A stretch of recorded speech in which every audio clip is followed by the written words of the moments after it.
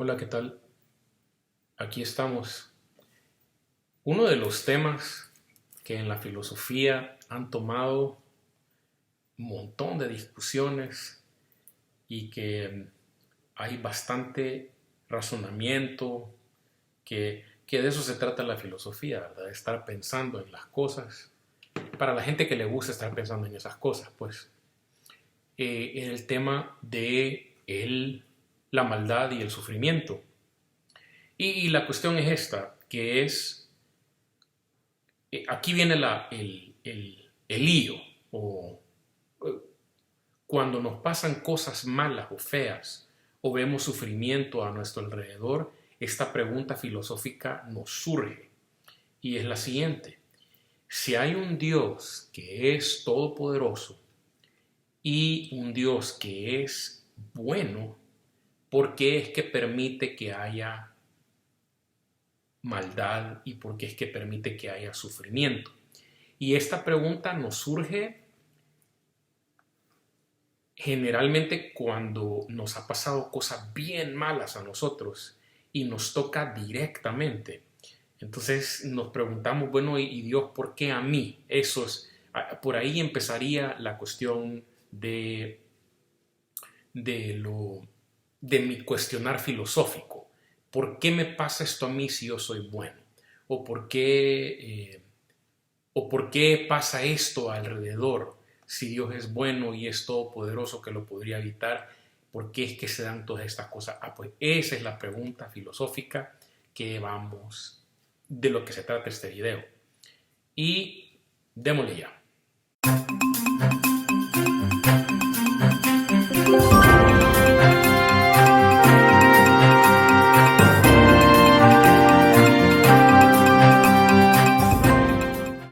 Entonces, la onda es así, que este tema es de horas y horas y horas y la gente que habla todo estilizado y filosófico ocupan palabras bien astralizadas.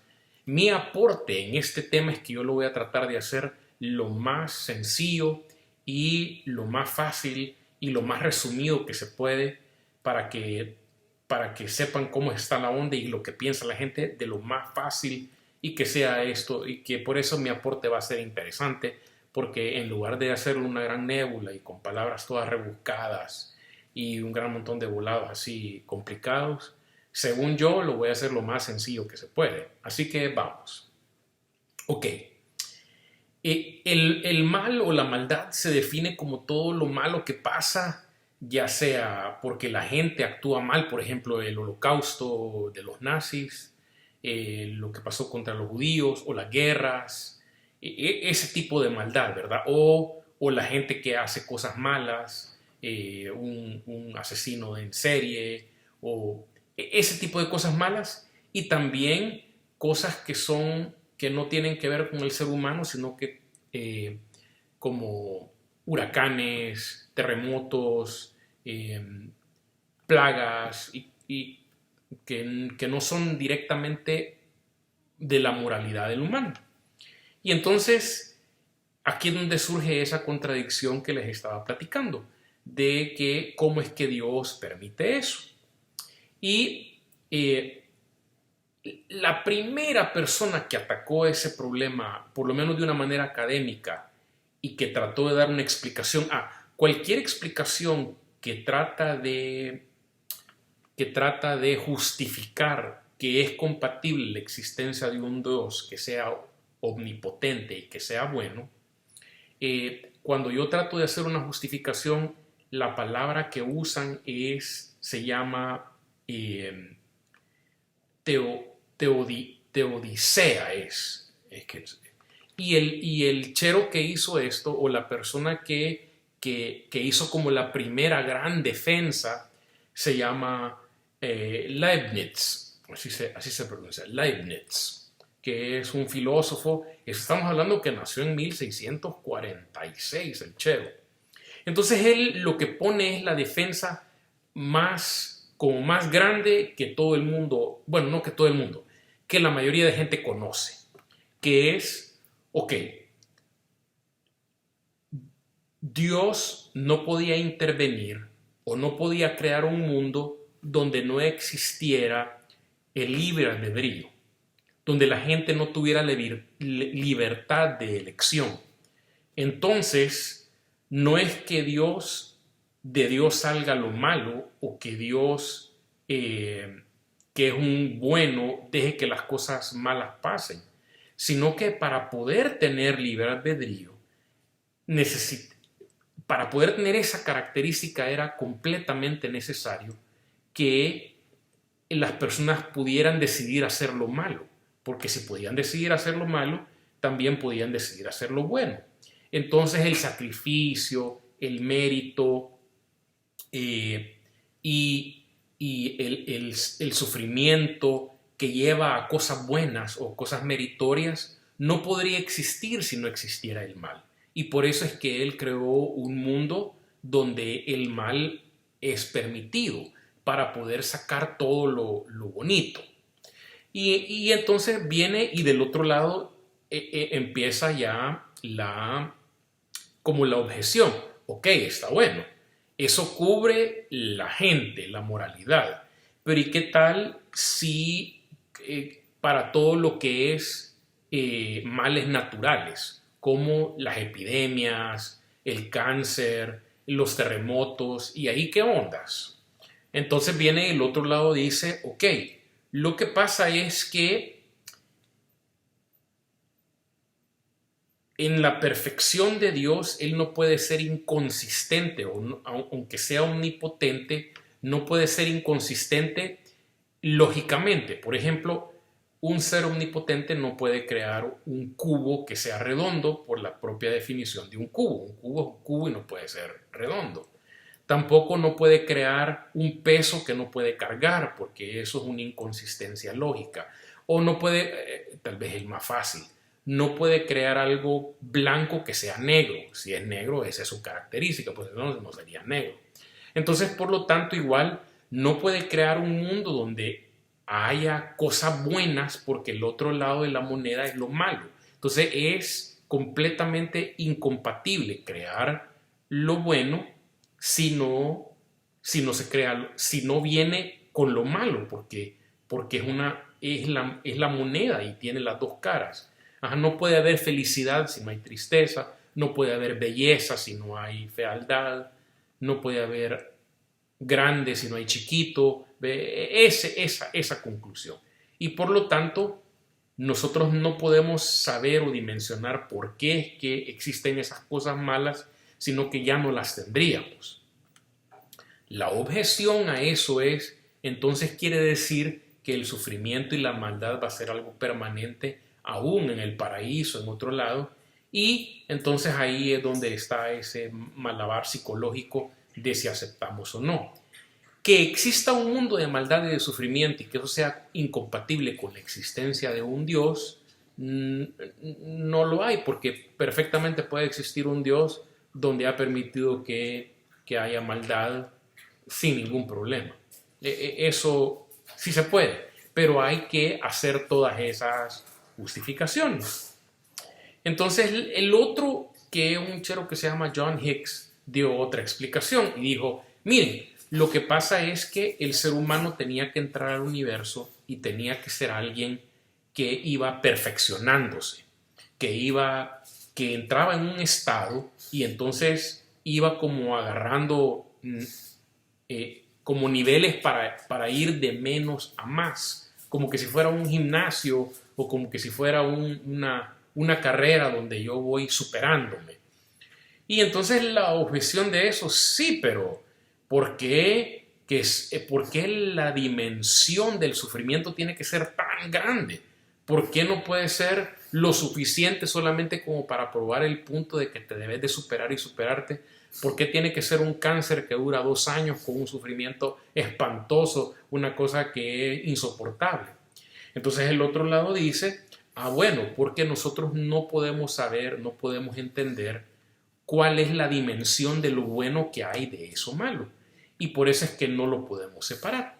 Y ahí está como las explicaciones que para ser compatible la maldad, lo malo, el sufrimiento con la existencia de Dios. Entonces un tipo súper inteligente, pero lo máximo, que es un escritor ruso, que es como la mamá de Tarzán, él escribió un libro que se llama Los Hermanos Karamazov. Y en ese libro hay un personaje que se llama Iván. Y entonces el proceso de Iván es que él viene y dice yo creo en Dios. Pero en el transcurso de la historia, él empieza a ver un gran cachimbo de maldad y empieza a ver que cosas malas pasan, pues se mueren niños, bueno, todas las cosas que se puede imaginar, él pasa en su mente. Y entonces él dice, él no llega a la conclusión, no puede ser que no haya Dios. No elimina la existencia de Dios, sino que lo que él hace es decir, bueno, pero si es ese tipo de Dios y ese Dios existe, entonces yo no quiero nada que ver con ese.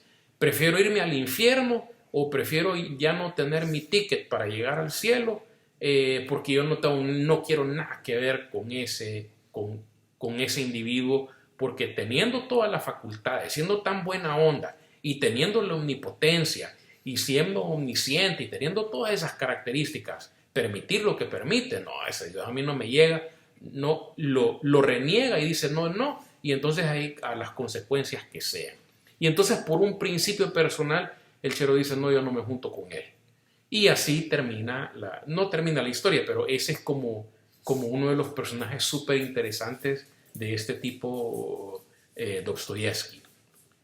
Ok, ese es como de un lado. Ahora, ¿qué alguien que es fisicalista, que por definición es una persona que no cree en Dios, un ateo, o el agnóstico que dice yo no sé si existe o no existe, pero mientras no me lo demuestren, no tiene que ser tantas explicaciones ni tanta gimnasia mental. Sencillamente mira un universo que tiene entropía. Y entropía quiere decir que va de lo más ordenado a lo menos ordenado.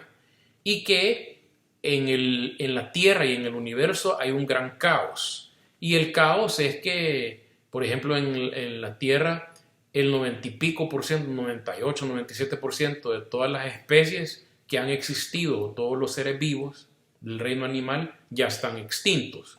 Que los dinosaurios, por un acto así de puro chiripón, que vino un meteorito, ¡pum!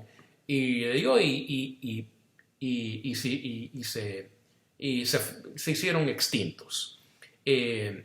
También que depende, que por pura suerte o mala suerte alguien puede estar en un lugar y le cae algo encima y lo mata, o alguien está en la bañera y estaba mojado y se cae y se pega en la cabeza y se muere, y que esas son cosas que se van a dar.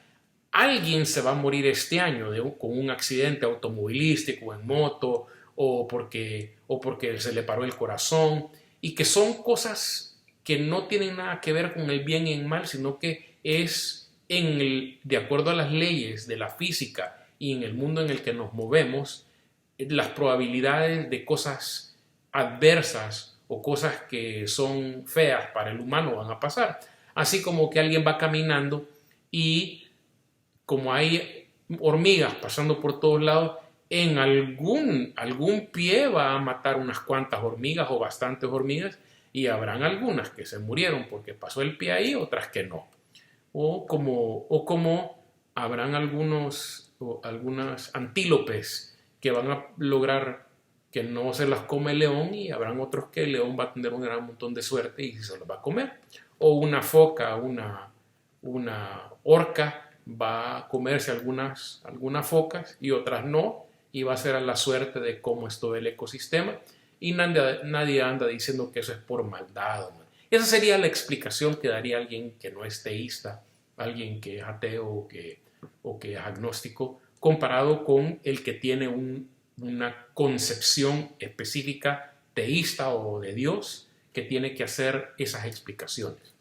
Y creo que lo resumí lo mejor que pude. Creo que yo creo que lo hice bien. Y esto ya son los temas filosóficos que a mí que este canal era como la esencia de lo que quiero empezar a hacer o la razón por qué, porque creo que eso es lo que trae, lo que más me gusta a mí. Y con eso pues ya termino. Espero les haya gustado. Denle like. Nos vemos en la próxima. Aprieta la campanita y ahí estamos.